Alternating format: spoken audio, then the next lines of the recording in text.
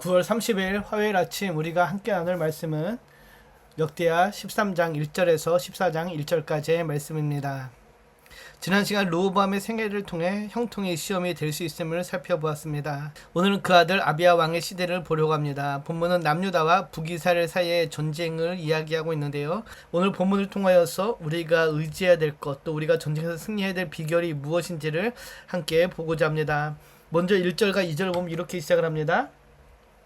여로보암 왕 18째 해에 아비야가 유다의 왕이 되고 예루살렘에서 3년 동안 다스리니라. 그의 어머니의 이름은 미가여 기브아 사람 우레의 딸이더라. 아비야가 여로보암과 더불어 싸울세.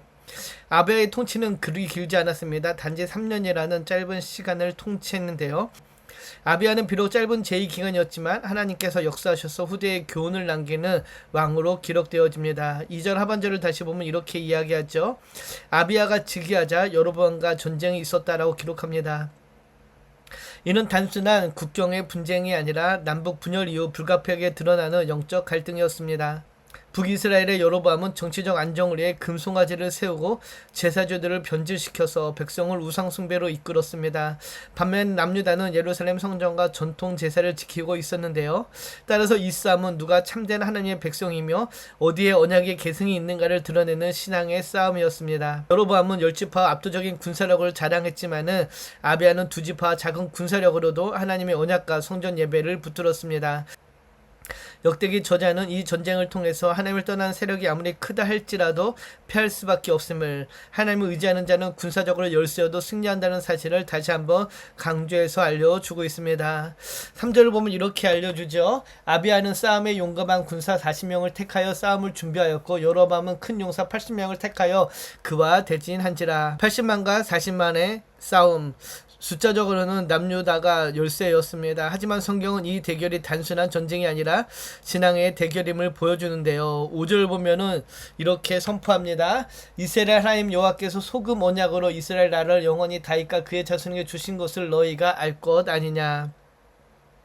아비야는 여로보암을 향해 하나님의 언약을 상기시킵니다. 다윗과 그의 자손에게 주신 언약은 사람의 손으로 깨트릴 수 없는 영원한 약속이었습니다. 그는 또한 여로보암이 금송아지를 세워서 백성을 우상 숭배로 이끈 것을 지적하며 하나님의 공의 앞에 서라고 외칩니다. 아비야는 자기의 군대의 숫자나 능력을 자랑하는 것이 아니라 오직 하나님의 언약과 그분의 주권을 붙잡고 지금 전쟁에 임하고 있는 것입니다. 이것이 성도인 우리의 삶의 모습이어야 할 것입니다.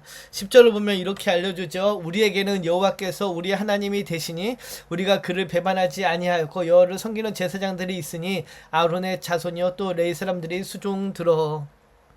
아비야는 하나님을 의지하는 남유다의 모습을 구체적으로 설명합니다. 그들의 신앙은 추상적인 것이 아니었습니다. 제사장이 제사 직분을 온전히 감당하고 있었고요. 즉 하나님과의 깊은 교제관계에 있었던 남유다였음을 강조하고 있는 것이죠. 하나님을 의지한다는 것은 단순히 입술의 고백에 머무는 것이 아니라 우리의 삶의 중심이 하나님께 향하고 하나님 앞에 온전히 서 있어야 하는 것입니다. 말씀과 기도로 하루를 시작하고 공동체 예배를 귀하게 여기며 하나님의 말씀대로 살아가내는 것이 곧 하나님을 의지하는 삶입니다. 바로 아비야의 삶이 그런 삶의 모습이었습니다. 이런 상황 속에서 여로보암은 아비야의 연설을 무시하고 오히려 군사적 전략으로 남유다를 포위하게 됩니다. 앞뒤로 적군이 몰려오게 되고요. 인간적으로는 길이 없는 그런 상황이 됩니다.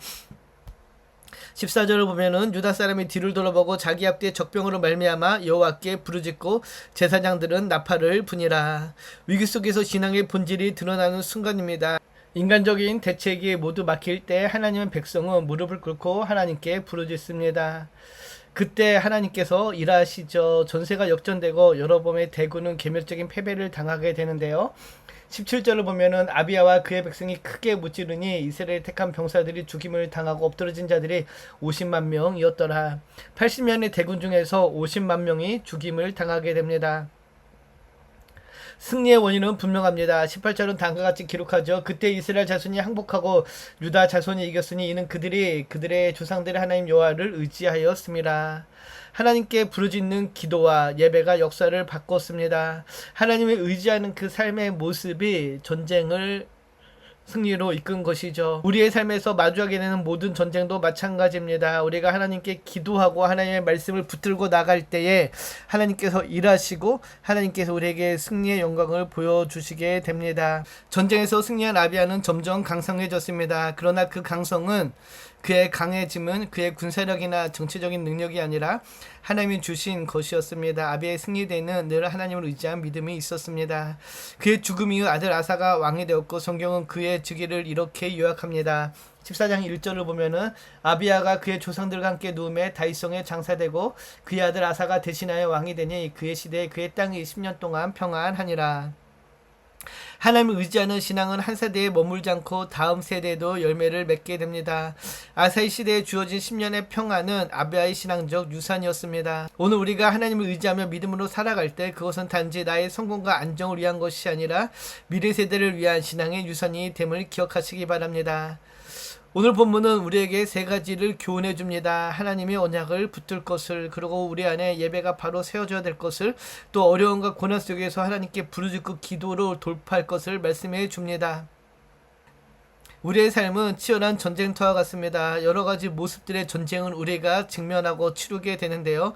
그러나 기억할 것은 우리의 승리의 비결은 우리의 능력에 있지 않고 오직 하나님을 의지하고 하나님 앞에 예배하며 위기 속에 부르짖는 기도에 있다라는 것입니다. 오늘 하루도 여호와 하나님이 우리의 하나님이심을 고백하며 그 주님을 의지하며 살아가는 저와 여러분이 되기를 주님의 이름으로 축복합니다.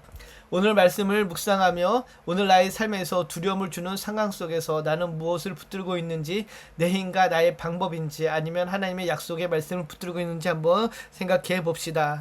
기도합니다.